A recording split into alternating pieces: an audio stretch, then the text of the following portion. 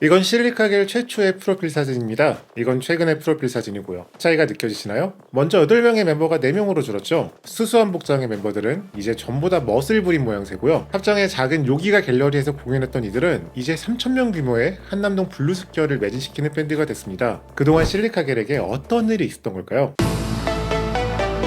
실리카겔이 결성된 건 2013년의 일입니다. 실리카겔 멤버는 나중에 영입된 채영이를 제외하고 모두 서울예대 동문인데요. 2013 평창 국제 비엔날레 퍼포먼스 전시를 위해 만들어진 팀이에요. 팀으로 나가려면 팀 이름이 필요하잖아요. 마침 근처에 실리카겔이 있어 그걸로 이름을 정했다고 합니다. 2015년 6월 27일 요기가 갤러리로 가볼까요? 이날 실리카겔은 새삼스레 돌이켜본 무중력 사슴의 5가지 시각이라는 첫 EP를 발표했어요. 무인별이 오프닝을 했고요. 앨범 제목에서도 왠지 무인별 느낌이 나죠? 이들은 여기서 전시 때 선보였던 V쟁이 결합된 독특한 무대를 보여줬고요. 이때가 음원이 발매되기 전이었는데 입소문만으로 꽤 많은 음반이 팔렸다고 해요. 음반 제목은 멤버들이 즉흥적으로 떠올린 단어를 조합했다고 하는데요. 이 제목도 제목이지만 패키지가 굉장히 독특했어요. 이름대로 정말로 커다란 실리카겔로 만들어졌거든요. 멤버들이 직접 핸드 실크 스크린으로 커버를 프린트했다고 합니다. 김한주가 세션을 했던 사무선 버터플라이의 남상아가 피처링으로 참여하기도 했고요. 그래서인지 당시 사무선 버터플라이의 음악색이 조금 느껴지기도 합니다.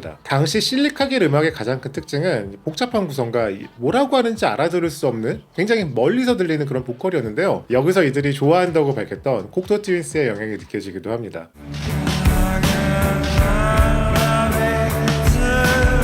당시 씬에서는 이영애를 닮은 보컬이 있는 팀이 나타났는데 음악을 정말 잘하더라 같은 소문이 났어요. 저도 한남동에 열린 작은 페스티벌에서 이 소문을 직접 확인하게 됩니다. 공연이 정말 좋더라고요. 그때 제가 운영하는 레이블 연계액이 좀 잘 나갈 때였거든요. 스리리틀렉스라는 레이블 컴필레이션을 발매하고 반응이 엄청 좋을 때였어요. 그래서 공연이 끝나고 김한주 씨에게 인사를 드리고 CD를 드렸습니다. 그리고 속으로 생각을 했죠. 이거 듣고 너무 좋아서 실리카겔이 연계액과 일하고 싶다면 어떡하지? 아직 밴드는 제작해본 적 없는데. 당연히 김칫국이었고요. 실리카겔은 곧 붕가붕가 레코드와 계약합니다. 편의상 이때를 실리카겔 1기라 표현할게요. 2016년 이들은 붕가붕가 레코드에서 싱글 2개의 달과 첫 정규 앨범 실리카겔을 발표합니다. 레이블에 들어가면 가장 먼저 달라진 건 뮤직비디오가 생겼습니다. 실리카겔은 당시 VJ 멤버만 3명인 음악을 비주얼로 표현하는 데 큰 비중을 둔 팀이었잖아요. 그만큼 지금까지도 뮤직비디오가 중요한 역할을 하고 있습니다. 뮤직비디오에서 등장하는 멤버들의 깨알같은 연기도 이때부터 시작이 됐고요. 정규 앨범 실리카겔의 타이틀곡 9는 지금도 함께 작업하고 있는 멜트미러가 뮤직비디오를 작업했습니다. 당시 멜트미러는 3D 작업을 주로 했거든요. 27대 5의 화면비에 당시만 해도 찾아보기 힘들었던 정교한 3D 오브젝트의 향연이 굉장히 인상적인 뮤직비디오였습니다.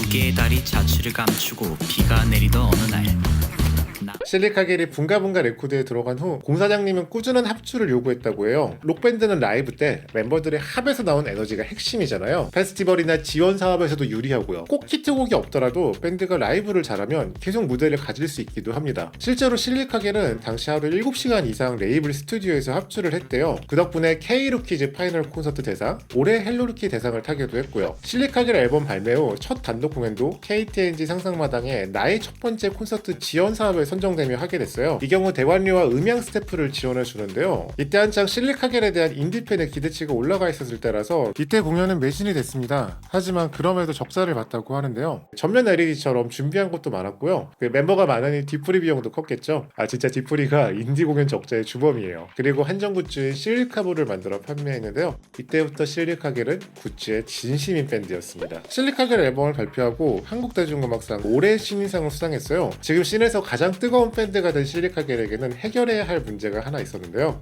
핫토리! 네, 바로 군대입니다. 실리카겔은 군입대를 앞두고 을 발표해요. 이게 뭐라 발음해야 할지 모르겠는데 실리카겔의 화학기호예요. 이 앨범은 멤버 모두가 한 곡씩 맡아 작업했고요. 앨범 발매에 앞서 수록곡의 뮤직비디오 5개를 차례대로 공개했습니다. 군대 가기 전이라 그런지 정말 하고 싶은 걸 다 하려 했던 것 같아요. 한국 1세대 일렉트로닉 음악가 달파람과 힙합 프로듀서 DJ 소울스케이프의 리믹스를 시키도 했고요. 저는 이 음반은 실리카겔 커리어 중 가장 자유롭고 실험적인 음반이라 생각해요. EP의 타이틀은 네오소울이고요. 저는 채영이가 만들고 당시 BJ였던 이대희가 감독한 뚝방기를 좋아합니다.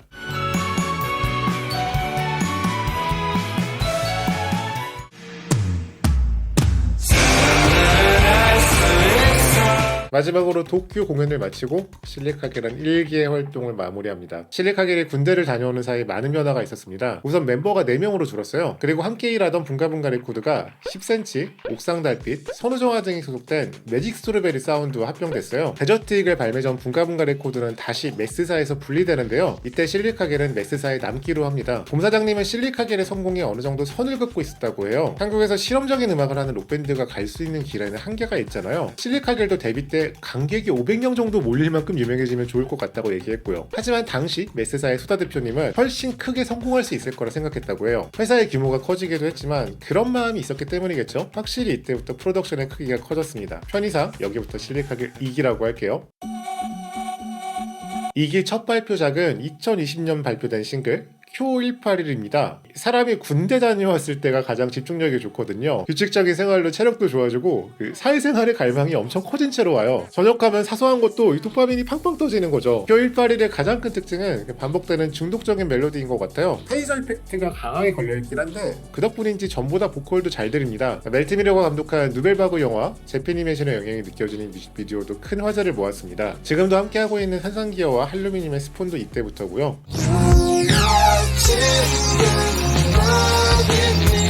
실리카겔이 하고 싶었던 게 좀 더 정교하게 구현된 게 느껴지더라고요. 하지만 아쉽게도 이들이 새로 활동을 시작했을 때는 코비드가 전 세계를 덮쳤던 시기입니다. 그래서 이들은 황소윤과 Y2K92와 함께 신서사이즈라는 온라인 스트리밍 라이브를 만듭니다. 이 라이브 정말 멋있어요. 건물 하나를 통째로 빌려서 각 층마다 아티스트가 위치하고 여기에 미디어 파사드를 더 씌웠는데요. 정말 새로운 세계가 열리는 듯한 공연이었습니다. 채용이 삼행시도 재밌었고요. 실리카겔은 이후로도 싱글 단위의 실험을 이어나갔습니다. 특히 24분 33초짜리 트랙 SG 테이프 공연을 통해 록밴드라는 한정된 이미지의 팀을 가두지 않겠다는 의지를 드러내기도 했어요.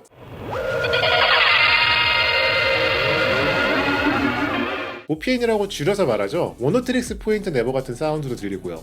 이후 신서사이즈 공연과 SG-테이프 01에서 쿠키로 공개된 데저트 이글을 발표합니다. 이 싱글은 곡의 세계관을 바탕으로 TRPG 게임으로 제작됐어요. TRPG 게임 패키지와 실리카겔 로고를 디자인한 슈퍼샐러드 스터프, 신서사이즈와 데저트 이글 등을 감독한 백윤서, Q181을 감독한 멜트미러, 할루미늄의 이유미, 배우이자 감독 김도희 등이 함께한 ISVN.Games라는 크루를 만들었거든요. 이 이름으로 여러 전시회도 참여했는데 데저트 이글 TRPG 게임도 이들의 프로젝트입니다. 이렇게 다양한 형태의 실험을 이어가던 실리카겔에게 정말 큰 사건이 하나 생깁니다.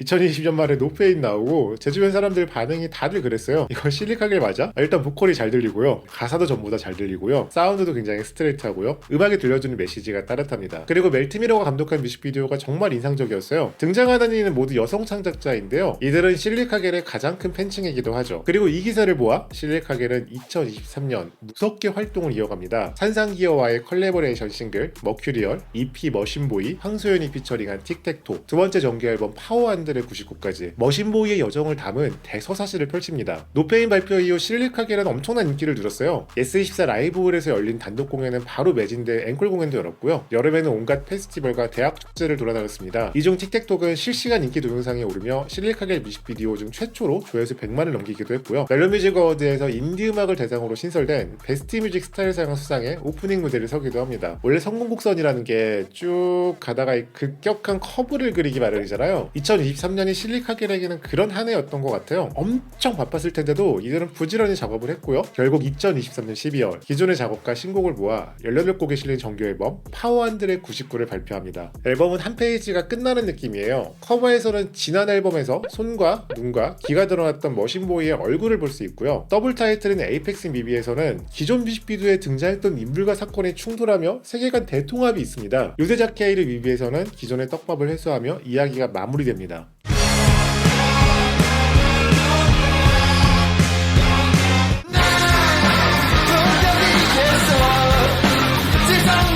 여러분은 앨범 어떻게 들으셨나요? 실리카겔은 앨범 발매 전 첫 곡부터 마지막 곡까지 순서대로 연주하는 공연을 열기도 했었죠. 그만큼 처음부터 끝까지 듣기에도 너무 좋은 앨범이고요. 따로 들어도 다 너무 좋은데요. 저는 곡 중에서 적스포지션이 가장 좋았어요. 사운드 디자인도 훌륭하고 지금과 다른 형태의 실리카겔을 볼 수도 있지 않을까? 그런 마음이 드는 트랙이었습니다.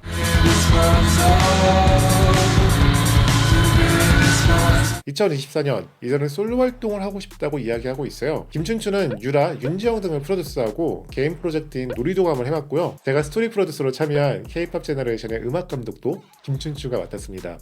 김한준은 에마논이라는 파티를 중심으로 한 크루를 운영했고 다양한 외부 활동을 이어가고 있죠. 김건재는 시라카미 우즈로 EP를 발표했었고요. 최영희도 와와와 밴드 활동과 뮤직비디오 등 영상 감독으로 활동하고 있습니다. 슬픈 하늘은 이제는 I don't wanna feel anything.